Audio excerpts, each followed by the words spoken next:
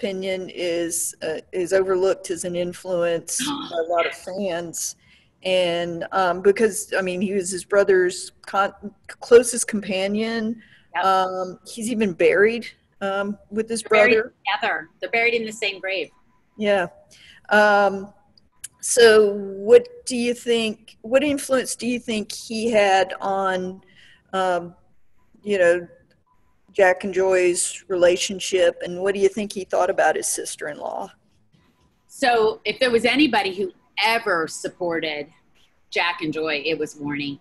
Warnie loved Joy so much. And let me back up by saying, I agree with you. I think Warnie is an amazing, interesting man in his own right. And he didn't write popular books like Jack did or like C.S. Lewis did, but he was just as prolific a writer. He wrote history books, mainly French. And so he was in the army for most of his life. And he had PTSD too. That's why he was a binge alcoholic. But he had a lot of leftover psychological stuff from the war because C.S. Lewis was only in the war for a year. Warnie was a career army in the war. And so by the time he moved in with his brother, they never lived apart. Warnie never married. He never, he lived with Jack for the rest of his life. And he was a brilliant history writer. And Joy and Warnie worked together on a lot of projects. And Warnie loved her so much. He called her his sister. He wanted them to get married. He went to Joy when they were getting ready to get married and said, I'll move out of the house so you can move in. And she said, absolutely not. We're all family. You're not moving out.